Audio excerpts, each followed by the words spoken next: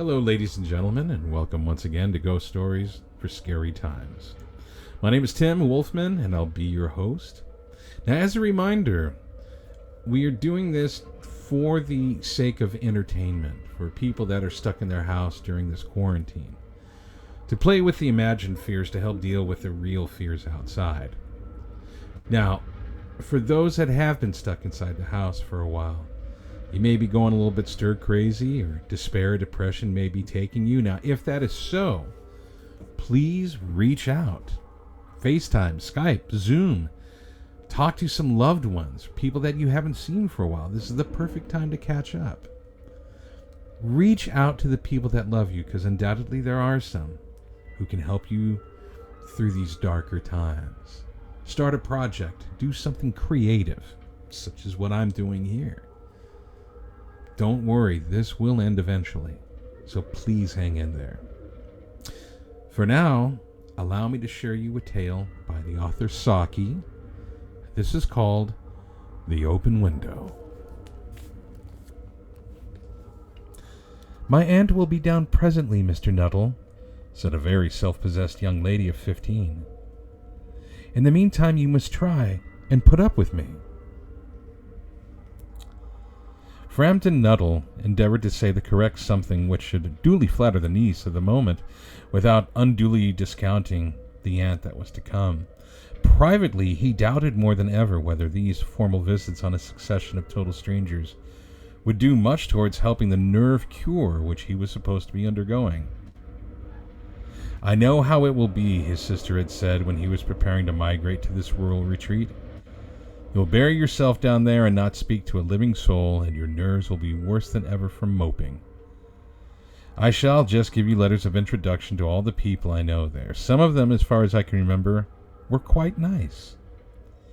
Frampton wondered whether Mrs. Sappleton, the lady to whom he was presenting one of the letters of introduction, came into the nice division. "Do you know many of the people round here?" asked the niece, when she judged that they had had sufficient silent communion. "Hardly a soul," said Frampton.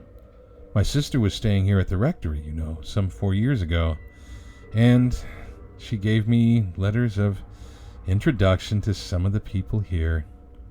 He made that last statement in a tone of distinct regret. "Then you know practically nothing about my aunt," pursued the self-possessed young lady. "Only her name and address," admitted the caller. He was wondering whether Mrs. Sappleton was in the married or widowed state. An undefinable something about the room seemed to suggest masculine habitation. "Her great tragedy happened just 3 years ago," said the child. "That would be since your sister's time." "Her tragedy?" asked Frampton. Somehow in this restful country spot, tragedy seemed out of place.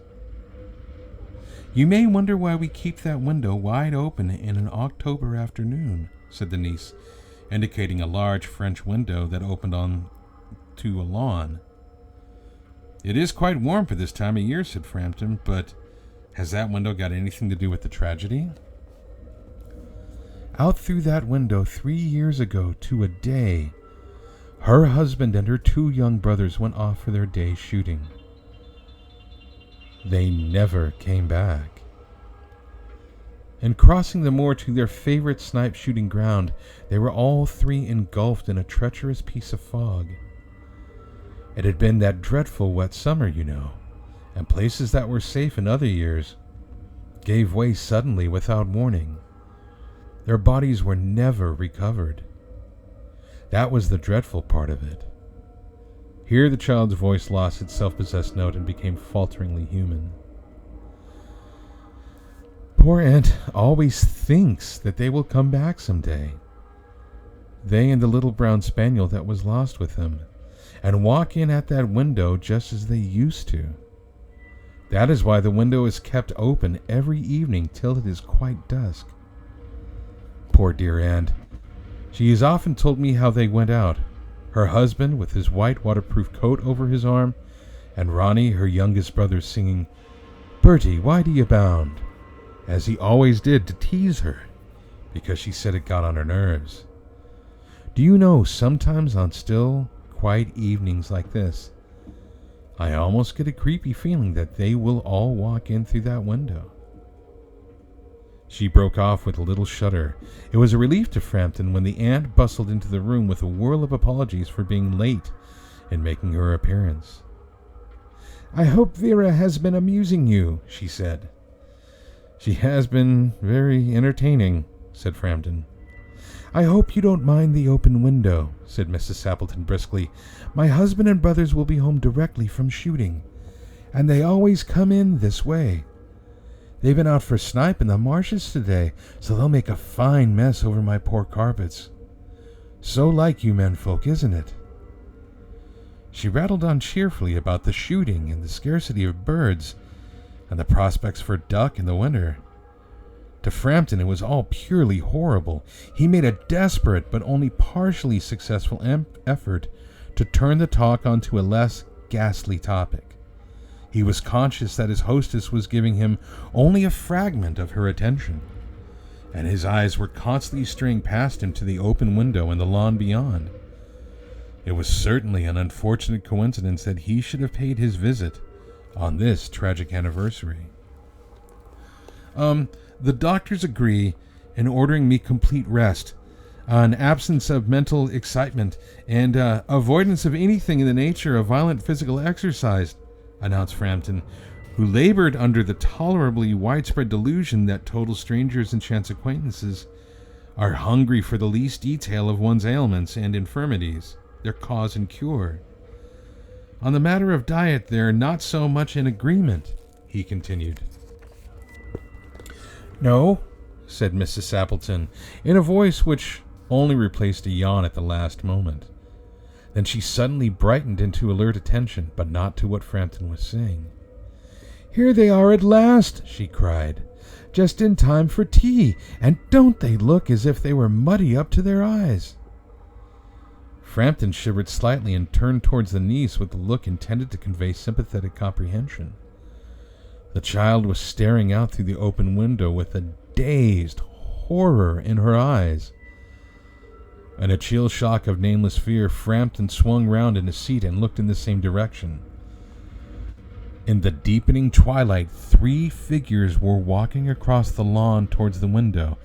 They all carried guns under their arms, and one of them was additionally burdened with a white coat hung over his shoulders. A tired brown spaniel kept close to their heels. Nonetheless, they neared the house, and then a hoarse young voice chanted out of the dusk, "I said, Bertie, why do you bound?" Frampton grabbed wildly at his stick and hat. The hall door, the gravel drive, and the front gate were dimly noted stages in his headlong retreat. A cyclist coming along the road had to run into the hedge to avoid imminent collision. "Here we are, my dear," said the bearer of the white mackintosh, coming in through the window. "Fairly muddy, but most of it's dry. Who was that who bolted as we came up?" "A most extraordinary man, a Mr. Nuttall," said Mrs. Sappleton. "Could only talk about his illnesses and then dashed off without a word of goodbye or apology when you arrived. One would think he had seen a ghost." "I expect it was the spaniel," said the niece calmly. "He told me he had a horror of dogs. He was once hunted into a cemetery somewhere on the banks of the Ganges by a pack of pariah dogs, and had to spend the night in a newly dug grave with the creature snarling and grinning and foaming just above him. Enough to make anyone lose their nerve." Romance, at short notice, was her speciality. Thank you for joining me. You have a great evening.